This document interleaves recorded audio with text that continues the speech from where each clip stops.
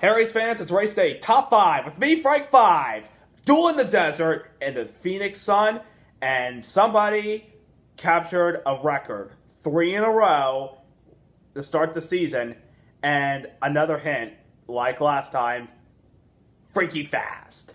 Number 1, Kevin Harvick, for the first time in his career, after so many attempts in the past, won his first 3 races in a row and captured today's Ticket Guardian 500 at ISM Raceway, not Phoenix Raceway because of the new construction stuff going on. And boy, did Kevin Harvick put everybody in their dust. I mean, after everything he'd been through this past week, after his winning car at Vegas failed inspection based on the rear window having a dent in it, was fined $50,000, lost his car chief for this race and the following race, lost his bonus points for winning those stages and the race win, and lost 20 in owner's points. And this weekend, he was able to show everybody, hey, I'm able to thrive under pressure, and I'm able to take it to the bank and capitalize when it matters the most. And especially at this track, which is Kevin Harvick's 9th win at ISM Raceway. I mean,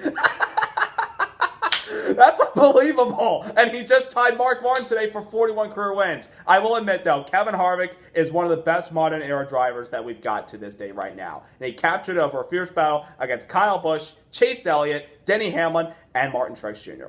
Number 2, Kyle Busch was the best car all day long. He was dominant more than Kevin Harvick. He won Stage 1, led most of Stage 2, and was up contending towards the win in final stage. But on the last pit stop of the race, a mistake by his crew cost him. The jack dropped when they were jacking up the left side of the car, and they weren't able to get the left side rear tire on. And that cost, my opinion, that cost Kyle Busch the win. And I mean, in his interview, he was a little bit like, yeah, you know, it's one of those deals. I mean, he wasn't really pouty about it like he usually was, but I could tell under his inside of him that he was a little bit upset. But luckily, he was able to control his emotions and put on his big boy britches and just go to Fontana and get him again. That's all you can do.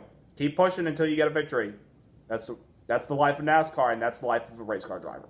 Number 3, Denny Hamlin also had a very strong race car, especially considering the fall race last year. He was dominant before we got him. We got our payback. And he was racing hard with Harvick and Kyle Busch during the final stage. They were all 3 covered with a blanket. They were all battling side by side for the lead. I mean, that was the best part of the race all day long. Those guys racing close together for the lead. I mean, 3 of the most talented drivers in the Cup Series. You couldn't ask for something better. And Hamlin really has been off to a consistent start this season. I'll give him that. I mean, he's not the only driver to finish in the top 10 in all 3 races because he's got a really good start to the season so far. But we'll see how that transpires going into Fontana, where, you know, he had problems in the past in 2013. Number 4, the Fords. I mean, they have been dominant this season. Other than Kevin Harvick, his other 3 teammates, Clint Bowyer, Eric Almirola, and Kurt Busch, all managed top 10s. And Kurt Busch won a stage today. Even though it was based on a light race caution in Stage 2, he was able to use some strategy and stay out thanks to crew chief Billy Scott. Won himself a stage, and was able to finish 10th. So, good start so far this year for Stuart Haas, especially with the addition of Eric Almirola.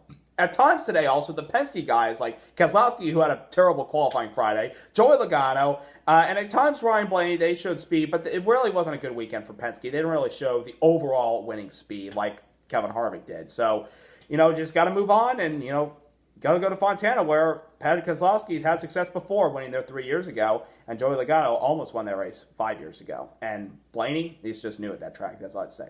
And number 5, since there really wasn't anything else exciting to talk about, I'm just going to do my driver update on Chase Elliott. A 3rd place finish today, exactly the shot in the arm we needed, because we only had 1 top 10 so far this season. That was Atlanta, and that wasn't really easy because we didn't have a good handling race car. Daytona, we had a great car until we had a collision with Keselowski. And last week, we had a good run until Kurt Busch got loose on the inside and took us out. So this 3rd place finish is a shot in the arm, and he was the only Chevy to finish in the top 10 today. I mean, we saw occasionally Larson was up there. William Byron was up there. Bowman was up there. Heck, at times Jimmy Johnson was in the top 10, even though they didn't finish there because they can't find the speed right now, except for Chase Elliott. He's like the best Hendrick car right now. I know the Hendrick cars have speed out there. They just got to find it for the other 3 because Chase Elliott is pulling away from them. And thanks to this good finish, we're now in the last spot of the playoffs if it starts today, but long way to go from here. So, final race of the West Coast Swing is next week at Fontana, where last year, Kyle Larson, who is the 2-mile king, basically dominated the whole event. Can he do it this coming Sunday at Fontana?